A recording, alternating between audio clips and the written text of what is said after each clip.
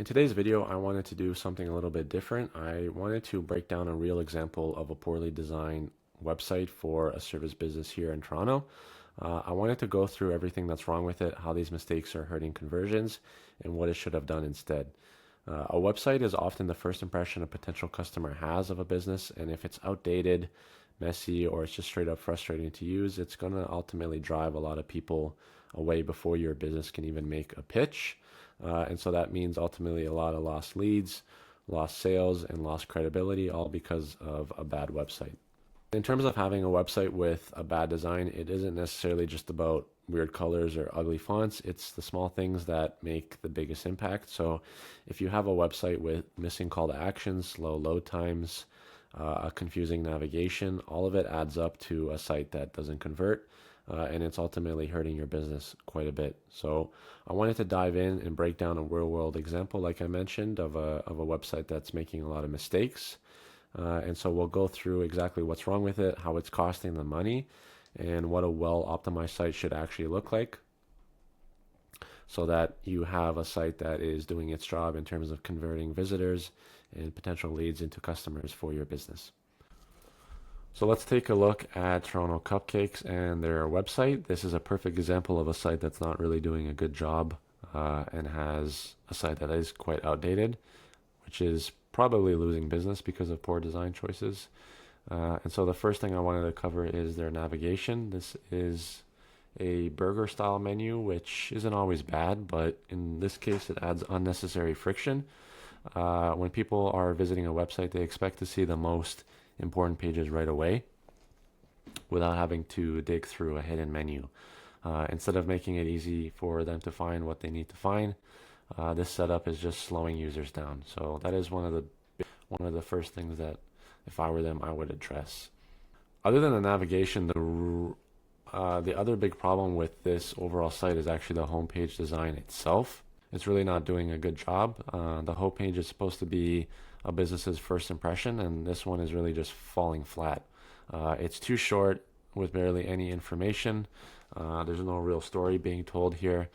There's no testimonials, and there's nothing really that's guiding the customer towards taking action. So you don't really get a sense of why you should buy from this particular business or what makes them special.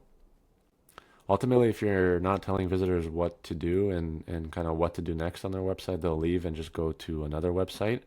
And it's as simple as that. Another huge problem with their homepage is that they have zero social proof being communicated. There's no customer reviews, there's no testimonials, there's no photos of happy customers buying their product or enjoying their product. And people really do trust other people's experiences more than anything else. And if a business isn't showcasing positive feedback, then it's missing a huge opportunity to build trust. Another big thing I wanted to talk about was this chatbot that they have because it's really not helping. So a chatbot is a really great tool for quick responses in customer support. In this particular scenario, this one is really just obstructing content, which is a huge issue. And it's in itself, it's not working properly. It doesn't really seem to tell the user what they can do. It just actually looks like a frequently asked questions area. So I don't even think that this particular feature is working the way that it's meant to. So instead of enhancing the user experience, it's really just making it worse. So that's another big problem on their homepage. Moving over to their cupcake product page, there's another major issue with this site, in particular with this page, which is that there's no pricing under any of the products. If I'm looking at a product, I want to see the price right away, not just after clicking through a bunch of different pages. This is Basic Commerce 101. You want to make sure that users are quickly understanding their options and costs. Without that, you really are making people do the extra work. And the more work they have to do, the less likely they are to buy. So all of these issues are adding up. This isn't just really a case of a bad design. It's a conversion killer. This website could really be getting far more leads if they fix these mistakes, but right now they're pushing potential customers away before they can even get a chance to buy. This site is missing key conversion mechanisms. There's no automated chatbot to help customers get quick reviews or get quick answers.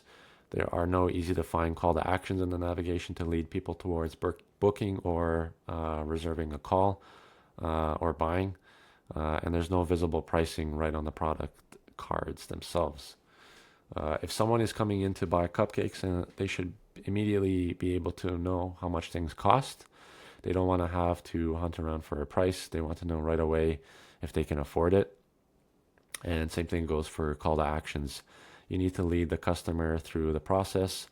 A simple add to cart button is great, but you also need to add things like order now or get in touch in the right places. So without these basic conversion tools, you're leaving money on the table, and people are just going to click away and find a competitor that has a smoother experience.